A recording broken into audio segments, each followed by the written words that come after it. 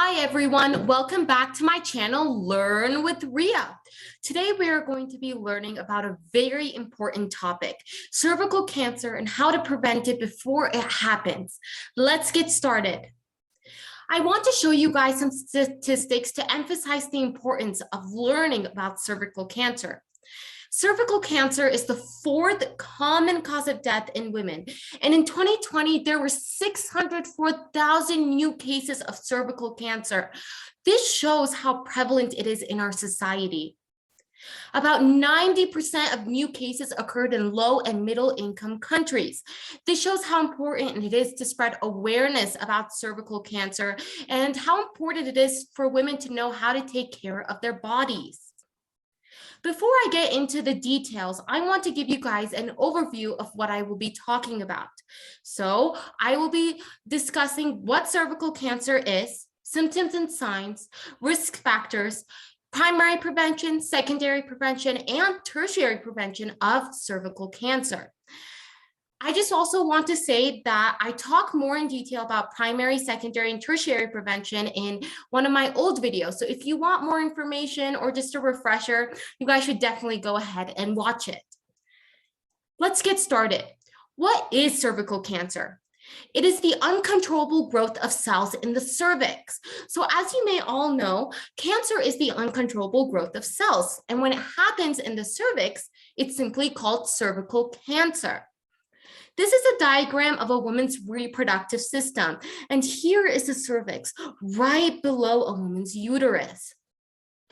The main cause for this cancer is the human papillomavirus, otherwise known as HPV, and it is actually associated 99.7% of the time with cervical cancer. As a result, a woman who gets cervical cancer is most likely getting it because of the HPV virus. To understand the HPV virus, we must understand its life cycle in the cervix. This is the epithelial tissue in the cervix. And when there is an abrasion in the cervix, the HPV virus might go inside it all the way to the basal or stem cells. It may infect them. Then what will happen is that some of the virus will get cleared out. It will go away, but others may travel into cells and find its new home in the cell's nucleus. There, the viral DNA will replicate. This is called DNA replication, and it can cause problems in the future. To understand more about the HPV infection and its correlation to cervical cancer, we should understand this diagram. If a person gets an HPV infection, it can simply just be cleared away, it can go away. But sometimes there may be persistent infection and it may become cervical intraepithelial neoplasia, which is a precancerous kind of state.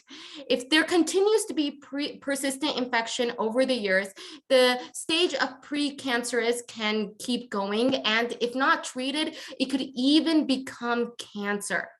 This slide is essential because when a woman goes for a doctor appointment, if she does have the HPV infection or precancerous stage, and if the doctor can detect this, they can provide treatment before it actually becomes cancerous, which is significant. Some symptoms and signs of cervical cancer is bleeding and discharge, and only if this is excessive or to way abnormal amounts. Now that we have discussed the basics of cervical cancer, how can we prevent it before it even happens? The main way is to get the HPV vaccine. And I will be discussing that in the next slide. But two other ways is just to practice safe sexual practices and don't smoke. More on the HPV vaccine. It is recommended for children to get it aging 11 to 12 years, but it can actually be administered at a younger age, usually starting at age 9.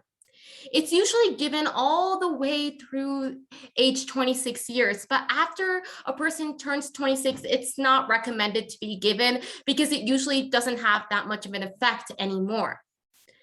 Also, when someone gets the HPV vaccine, it's given as 3 doses over the course of 6 months. Let's move on to secondary prevention. A woman who's going to a doctor's appointment may have an HPV infection or precancerous stage, and they might not know that they have it. But when they go to a doctor's appointment, they will get screened, and the doctor may find out that they have this infection or precancerous stage, and they can go through treatment.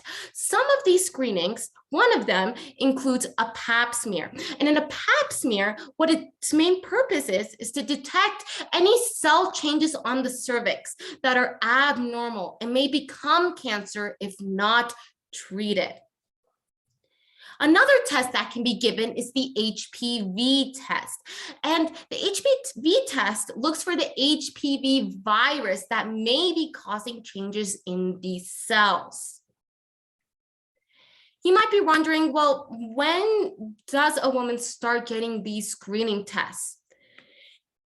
You should start getting a pap test right when you turn 21 years old. And if normal, women can usually wait another 3 years before they get their next test.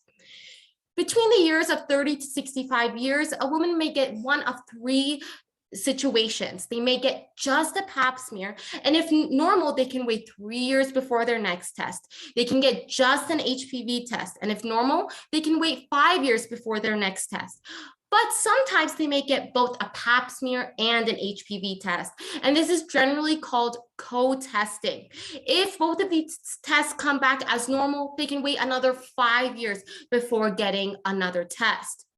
However, if a woman is over the age of 65, they're usually not needed to get any sort of screening test if the results previously that they had gotten in their previous tests are normal, or they simply got their cervix removed.